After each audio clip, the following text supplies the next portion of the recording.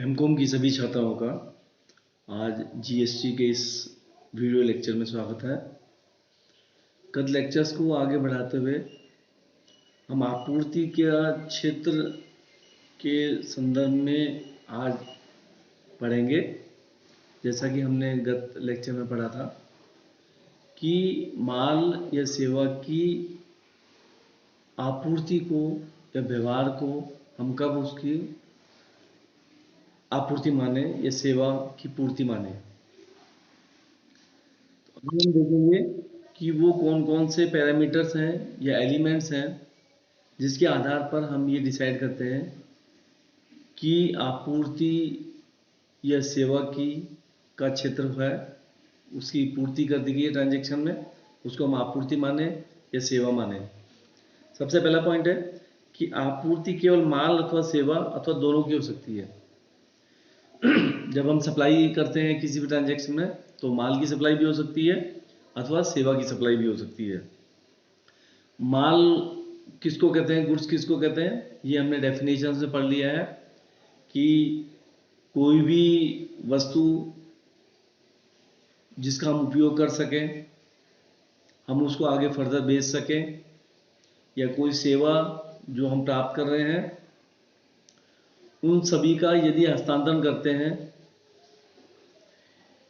चाहे वो फिजिकल हस्तांतरण हो, चाहे एग्रीमेंट हो, चाहे बार्टर सिस्टम के एक्सचेंज बार्टर सिस्टम में हो, अर्थात हम वस्तु का वस्तु से एक्सचेंज कर रहे हैं, या कोई सेवा प्राप्त कर रहे हैं या ये सेवा प्राप्त करने का ठहराव कर रहे हैं, ये सभी जो है माल के आपूर्ति को निर्धारित करती है। माल के संदर्भ में ये हमें देखना होगा कि मुद्रा या प्रतिभूतियों का हस्तांतरण माल नहीं आता है। यदि हम 2000 के नोट के बदले में 100 के 20 नोट प्राप्त कर रहे हैं, 100 के 20 नोट प्राप्त कर रहे हैं 20,000 के बदले में, तो वो हस्तांतरण नहीं है, क्योंकि हम करेंसी के बदले में हस्तांतरण कर रहे हैं। लेकिन यदि ऐसी कोई मुद्रा जो प्रचलन से बाहर हो गई हो, उसका कोई व्यवहार कर रहा है, तो वो फिर माल का हस्तांतरण है। इसी तरह यदि कोई व्यक्ति अपने दस्तावेज को रेलवे की बिल्टी या ट्रांसफर के माध्यम से ट्रांसफर कर देता है, तो ये माल का हस्तांतरण माना जाएगा। इसी प्रकार से कोई व्यक्ति कोई नई कार खरीदता है और उसमें कुछ पैसा नकद दे देता है और कुछ पैसा अपने पुरानी कार के बदले में एडजस्ट कर लेता है, तो यहाँ पर भी बार्टर और एक्सचेंज सिस्टम आया है, तो ये भी माल की आपूर्ति माना जाएगा। इसी प्रकार से कोई व्यक्ति लाइसेंस, रेंट या लीज का ट्रांसफर करता है या उपयोग का हस्तांतरण करता है, अधिकार देता है, तो ये भी आपका सेवा की आपूर्ति माना जाएगा। अब चाहे आपने माल की आपूर्ति या सेवा की आपूर्ति प्रतिफल के बदले में की हो या कुछ परिस्थितियों में बिना प्रतिफल के बदले में भी की जा सकती है, ये दोनों प्रकार का व्यवहार जो है वो माल और सेवा की आपूर्ति माना जाएगा। प्रतिफल चाहे नगद के रूप में हो सकता है, वस्तु के रूप में हो सकता है, और प्रतिफल जरूरी नहीं है जो वस्तु प्राप्त करता है वही प्रतिफल का भुगतान करे। प्रतिफल स्वयं के द्वारा भी भुगतान किया जा सकता है या अन्य व्यक्ति के द्वारा भी। जैसे कोई एजेंट जो है अपने प्रधान के लिए प्रतिफल का भुगतान कर सकता है। प्रतिफल में अगर हमने कोई एडवांस दे दिया है तो वो भी शामिल होता है, लेकिन कोई डिपॉजिट अगर हम देते हैं, सिक्योरिटी डिपॉजिट देते हैं, तो वो प्रतिफल का हिस्सा नहीं मानी जाती है। इसी प्रकार से किसी व्यवहार को किसी ट्रांजैक्शन को करते समय, किसी माल को ट्रांसफर करते समय यदि सरकार से कोई सब्सिडी मिली है, अनुदान मिला है, तो वो अनुदान प्रतिफल का हिस्सा नहीं मानी जाएगी। और कई बार है जो बिना प्रतिफल के भी माल का हस्तांतरण माना जाता है। जैसे मान लीजिए किसी कंपनी ने अपने कोई पुराने कंप्यूटर जो हैं वो किसी पुण्यार्थ स्कूल को या संस्था को बिना प्रतिफल के हस्तांतरित कर दिए हैं, तो ऐसी ट्रांजैक्शन जो है, क्योंकि इसमें प्रतिफल का हस्तांतरण नहीं है, ये आपूर्ति माना जाएगा। मतलब यदि किसी सेवा के दौरान या माल का हस्तांतरण के दौरान आपने उस माल के लिए कोई इनपुट क्रेडिट प्राप्त किया है, तो उसे हम माल या सेवा का हस्तांतरण मानते हैं। इसी प्रकार से संबंधित व्यक्तियों तथा भिन्न व्यक्तियों के मध्य आपूर्ति, यदि हम कोई अपने किसी कर्मचारी को या कोई कंपनी का संचालक है या कोई साझेदार है या नियोक्ता कर्मचारी है, इनको यदि हम कोई माल का हस्तांतरण करते हैं तो ये भी माल या सेवा की आपूर्ति माना जाएगा।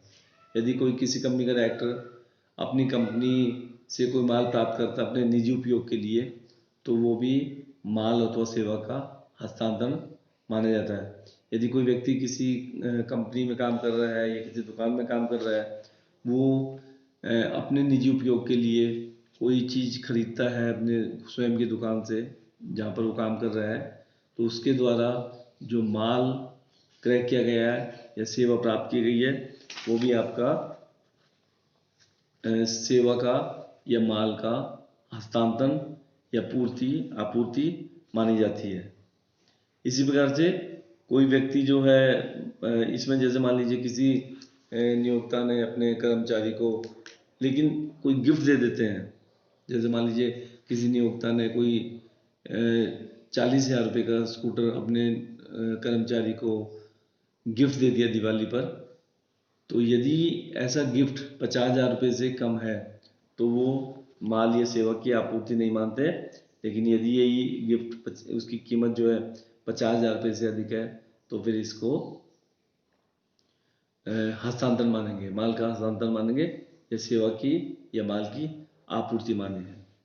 इसी प्रकार से माल कोई शाखा अपने प्रधान कार्यालय को हस्तांतरित करती है या प्रधान कार्यालय अपनी शाखा को माल हस्तांतरित करता है, तो इसमें भी माल और सेवा की आपूर्ति मानी जाती है। जैसे मान लीजिए एक कोई चार्टेड अकाउंटेंट है, वो अपने किसी विदेशी प्रधान कार्यालय से कोई सेवा प्राप्त करता है, तो ऐसी दशा में इसको सेवा की आपूर्ति मानते हैं। तो एजेंट और प्रधान के बीच में माल अथवा सेवा की आपूर्ति भी माल का हस्तांतरण या सेवा का हस्तांतरण माना जाता है। इसी प्रकार से आपूर्ति व्यवसाय के दौरान या व्यवसाय की प्रगति के लिए होनी चाहिए। ऐसा नहीं है कि मान लीजिए कोई व्यक्ति ने अपने निजी उपयोग के लिए कोई स्कूटर खरीदा और कुछ दिनों के बाद या कुछ महीनों बाद उस स्कूटर को किसी स्कूटर व्यवसायी को बेच दिया, क्योंकि आपने जो माल खरीदा था वो निजी उपयोग के लिए खरीदा था और आपने उस पर कोई इनपुट टैक्स क्रेडिट प्राप्त नहीं किया था।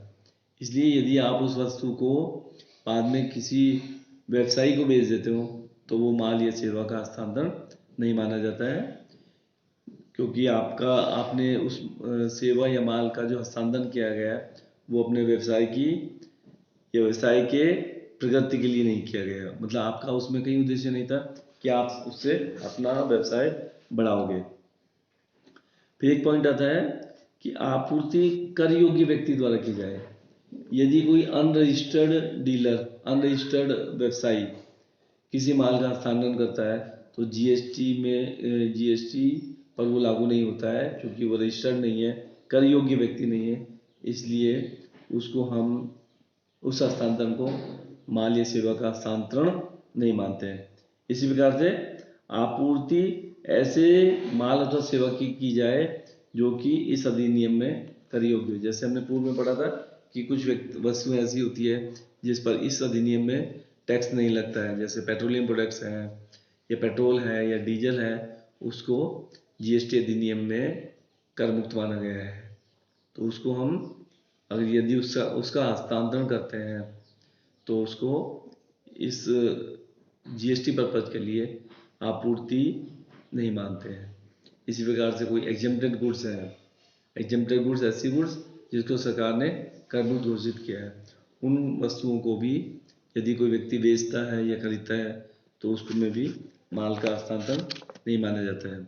इसी प्रकार से आपूर्ति जो है वो कर योग्य क्षेत्र में होनी चाहिए। यदि आपने ऐसी किसी जगह माल या सेवा का हस्तांतरण किया गया है जहाँ पर वो क्षेत्र जो है कर योग्य नहीं है, जैसे मान लीजिए किसी भारत में रहने वाले किसी व्यक्ति ने जापान में कोई आपूर्ति करी है, क्योंकि जापान में ये अधिनियम लागू नहीं होता है, अतः इसको हम माल की आपूर्ति नहीं कहेंगे। तो ये कुछ ट्रांजैक्शंस हैं, कुछ एग्जांपल्स हैं जिनमें हम माल या सेवा की आपूर्ति के तत्व देखते हैं कि यदि ये तत्व उपलब्ध है तो फिर उसे माल या सेवा की आपूर्ति माना जाता है। इसी प्रकार से कुछ ऐसी ट्रांजैक्शंस होती हैं जिसको हम माल या सेवा की आपूर्ति मानते हैं, treated as supply of goods और सप्लाई ऑफ सर्विसेज है।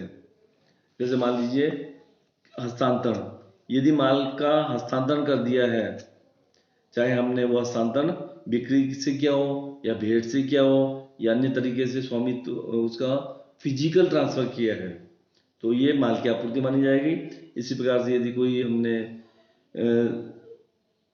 कोई प्रॉपर्टी है उसके किसी हिस्से को हस्तांतरण कर दिया है, यूज के लिए हस्तांतरण कर दिया, उपयोग ला सकता है, उपयोग में ले सकता है।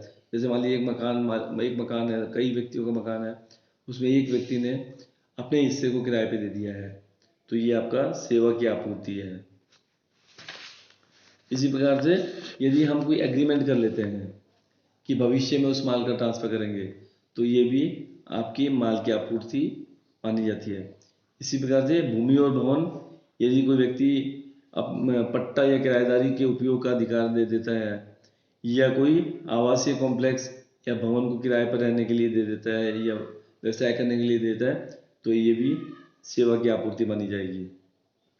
इसी प्रकार से कोई व्यक्ति दूसरे व्यक्ति के माल पर कोई प्रक्रिया करता है, कोई बेच देता है माल को दूसरे व्यक्ति का, कोई एग्रीमेंट उसने किया होगा। जैसे मान लीजिए ए ने बी से कोई एग्रीमेंट किया है कि ये माल 2 महीने बाद मैं खरीद लूंगा, और उस व्यक्ति ने उस माल को तीसरे व्यक्ति को ट्रांसफर कर दिया है। अभी माल चूंकि बी के स्वामित्व में है, लेकिन सी ने एग्रीमेंट किया हुआ है, इसलिए बी के द्वारा जो सी को माल बेचा गया है वो भी सेवा की आपूर्ति माना जाएगा। इसी प्रकार से व्यवसायिक संपत्तियों का हस्तांतरण जो है वो भी माल की आपूर्ति मानते हैं, लेकिन इसमें माल की आपूर्ति तभी मानी जाएगी जब उस पर आपने इनपुट प्राप्त किया हो, या कोई व्यक्ति अपना कोई व्यवसाय चलाना व्यक्ति कोई अपने निजी माल का प्रयोग में लेने लग जाए, तो ये भी आपकी सेवा की आपूर्ति मानते हैं, चाहे आपने उसको प्रतिफल के बदले में दिया हो या बिना प्रतिफल के बदले में दिया हो। इसी प्रकार से अचल संपत्ति को किराए पे देना, ये भी आपकी सेवा की आपूर्ति मानी जाती है। और इसी प्रकार से कुछ हम संविदा इत्यादि जो है वो सेवाएं अगर हमने कोई दी है, जैसे मान लीजिए कोई एजेंसी जो है वो किसी से सफाई का ठेका किराया दे देती है, तो जो सफाई का ठेका देने वाली फर्म है वो यदि सेवा प्रदान कर रही है तो वो सेवा की आपूर्ति मानी जाती है। इसी प्रकार से कोई निकाय है जो कि बॉडी ऑफ पर्सन्स है, वो यदि कोई अपने सदस्य को, जैसे कोई कोऑपरेटिव सोसाइटी है, वो अपने सदस्य कोई मान लीजिए कोई भूमि बनाने वाली सोसाइटी है या भवन बनाने वाली सोसाइटी है, वो अपने सदस्यों के बीच में भवन बनाकर अपने सदस्यों को देती है, चाहे वो नकद के बदले में हो या भविष्य में पैसा देने के बदले में हो, तो ऐसी आपूर्ति भी माल की आपूर्ति मानी जाएगी। इसी प्रकार से कुछ ऐसी ट्रांजैक्शंस होती है जिसको हम माल की आपूर्ति नहीं मानते। जैसे यदि किसी व्यक्ति ने अपने एक कर्मचारी द्वारा अपने नियोक्ता को कोई सेवा प्रदान करता है, कोई कर्मचारी जो है किसी दुकान पे काम कर रहा है और वो उसके बदले में सैलरी प्राप्त करता है, तो वो इस जीएसटी पर्पज के लिए आपूर्ति नहीं मानेंगे, सेवा की आपूर्ति नहीं मानेंगे वो। इसी प्रकार से कोई ट्रिब्यूनल या कोई न्यायालय कोई सेवा प्रदान करता है, कोई हियरिंग करता है, तो उसमें भी सेवा या माल की आपूर्ति नहीं मानते हैं। इसी प्रकार से सांसद विधानसभा के सदस्य के द्वारा जो कार्य किए गए हैं, जो कार्य किए जाते हैं विधानसभा में, वो भी जीएसटी के कार्य क्षेत्र में नहीं आते हैं। इसी प्रकार से दाह संस्कार, कब्रिस्तान, शव गृह सेवाएं, यदि कोई व्यक्ति किसी मृत्यु के लिए कोई परिवहन लगाता है, तो वो भी जीएसटी में के दायरे में नहीं आता है। ये इसके अलावा जैसे मान लीजिए अभियोग योग्य दावे हैं। अभियोग योग्य दावे के बारे में अभियोग योग्य दावे के बारे में हमने पढ़ा था कि लॉटरी, शर्त और जुए को छोड़ के बाकी अभियोग योग्य दावे जो हैं वो माल की या सेवा की श्रेणी में नहीं आते हैं। तो ये कुछ ट्रांजेक्शन्स थी, कुछ व्यवहार थे जिनको हमने देखा कि ये माल की आपूर्ति ऐसे ट्रांजेक्शन में हम किस समय मानेंगे, कौन से माल की आपूर्ति को मानेंगे अथवा किसको नहीं मानेंगे इत्यादि का अध्ययन किए। ये सब बहुत इम्पोर्टेंट है, क्योंकि जब तक हम ये डिसाइड नहीं कर पाएंगे कि यहाँ पर माल की आपूर्ति हुई है या सेवा की आपूर्ति हुई है या नहीं हुई है, किस समय हुई है, तब तक हम उस पर जीएसटी लागू या जीएसटी का प्रभार नहीं लगा सकते हैं। तो ये जो कुछ मैंने पढ़ाया है, इन सबको एक बार आप डिटेल में किताब में पढ़िए या रेफरेंस बुक से पढ़िए या ऑनलाइन अगर मटेरियल मिलता है उसको पढ़िए, देखिए। और आपको कोई डाउट हो और कोई आपको क्वेरी हो तो आप मुझसे संपर्क करके अपने डाउट को दूर कर सकते हैं। आपने इस लेक्चर को ध्यान से सुना, उसके लिए आप सबका धन्यवाद। और कल मैं आपको कुछ असाइनमेंट दूंगा कि कुछ आपको एग्जांपल्स दूंगा, उसमें आपको ये बताना है कि इसमें माल या सेवा की आपूर्ति मानी जाएगी अथवा नहीं मानी जाएगी। तो आज के लिए इतना ही काफ़ी है। आप सबका बहुत बहुत धन्यवाद, आभार, जय।